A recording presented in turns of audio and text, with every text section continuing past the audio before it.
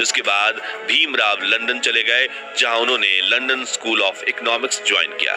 लेकिन स्कॉलरशिप पूरी हो जाने की वजह से वो अपनी पढ़ाई पूरी नहीं कर पाए और बड़ौदा वापस लौट आए, जहां उन्होंने सिविल ऑफिसर का पद हासिल कर लिया। लेकिन यहां भी जातिवाद ने उनका पीछा नहीं छोड़ा और भेदभाव के चलते उन्होंने नौकरी छोड़ दी। 1918 में भीमराव बॉम्बे के सिडेनहम कॉलेज में लेक्चरर बने। साथ ही उन्होंने दलितों की आवाज दुनिया तक पहुंचाने के लिए मराठी अखबार मुक नायक की भी शुरुआत की, क्योंकि अपने धर्म की वजह से वो इतनी ठोकरें खा चुके थे कि अब उन्हें समझ आ रहा था कि अब अपना हक पाने के लिए उन्हें आवाज उठानी पड़ेगी। इसी बीच कुछ समय लंदन जाकर उन्होंने वकालत में अपनी पढ़ाई पूरी कर ली थी। इस तरह वो अपने जमाने के भारत के संभवतः सबसे ज्यादा पढ़े लिखे व्यक्ति बन चुके थे। डॉक्टर भीमराव बाबा साहब अंबेडकर को शुरू से ही पढ़ाई से काफी लगाव था, इसलिए उनके पास भारत की सबसे बड़ी पर्सनल लाइब्रेरी हुआ करती थी। मशहूर लेखक जॉन गुंथर अपनी किताब इनसाइड एशिया में लिखते हैं कि जब 1938 में मेरी राजगृह में अंबेडकर से मुलाकात हुई थी, तब उनके पास 8000 किताबें थी और उनकी मृत्यु तक यह संख्या बढ़कर 35,000 तक पहुंच चुकी थी।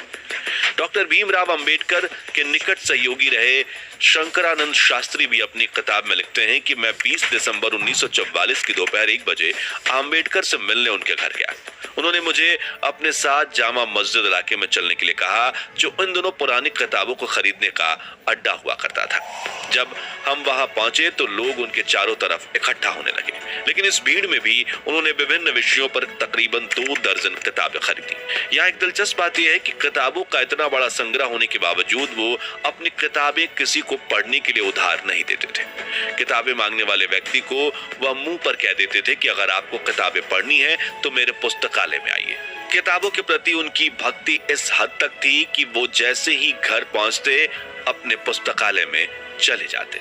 उनके पास कपड़े बदलने का समय तक नहीं होता था, फिर वो एक पुस्तक चुनकर पढ़ने बैठते थे। उनके अनुयायी बताते हैं कि रात में अंबेडकर अपनी पढ़ाई में इतना खो जाते थे कि उन्हें बाहरी दुनिया का कोई ध्यान नहीं रहता था। अंबेडकर जी अपने स्टूडेंट्स से कहते थे कि तुम्हारे पैरों में जूते भले ना हो, लेकिन तुम्हारे हाथों में किताब अवश्य होनी चाहिए। खैर, बाबा साहब अंबेडकर की लाइफ जर्नी पर वापस आए तो वर्ष 1924 में उन्होंने बहिष्कृत हिताकरणी सभा के नाम से एक एसोसिएशन की शुरुआत की, जिसका काम दलित विद्यार्थियों के लिए हॉस्टल, स्कूल और मुफ्त लाइब्रेरी स्थापित करना था। साथ ही वो कई सभाओं में हिस्सा लेकर दलितों की समानता को लेकर सवाल उठाने लगे। फिर चाहे 1972 का महार सत्याग्रह हो, गोलमेज सम्मेलन हो या फिर संविधान सभा में दलित अधिकारियों के लिए आवाज उठाना।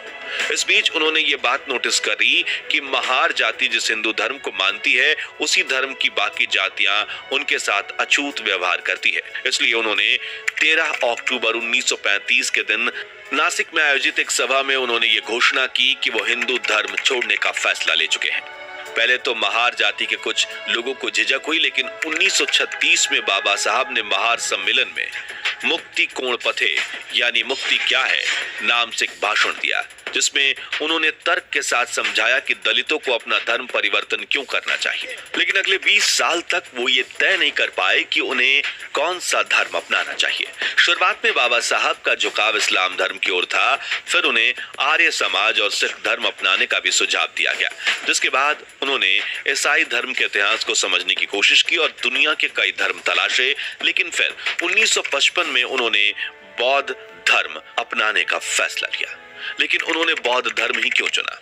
तो इस सवाल का जवाब उन्होंने खुद अपने article Buddha and the future of his religion में दिया है, जिसमें उन्होंने लिखा है कि हिंदू, ईसाई, इस्लाम और बौद्ध धर्म की गहरी तुलना करने के बाद कहा कि बुद्ध किसी ईश्वर के पुत्र, पैगंबर या खुद ईश्वर नहीं बल्कि एक इंसान होने का दावा करते हैं।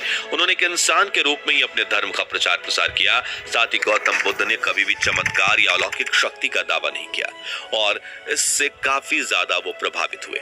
इसके अलावा बौद्ध धर्म में बाबा साहब को बाकी धर्मों से ज्यादा तार्किकता और गलती करने की गुंजाइश भी दिखी। इसके अलावा उन्होंने अपने इस लेख में कई बातों का उल्लेख किया है, जिसे आप गूगल सर्च करके डिटेल में पढ़ सकते हैं। खैर, बाबा साहब के इस लेख पर भी काफी सवाल खड़े हुए थे और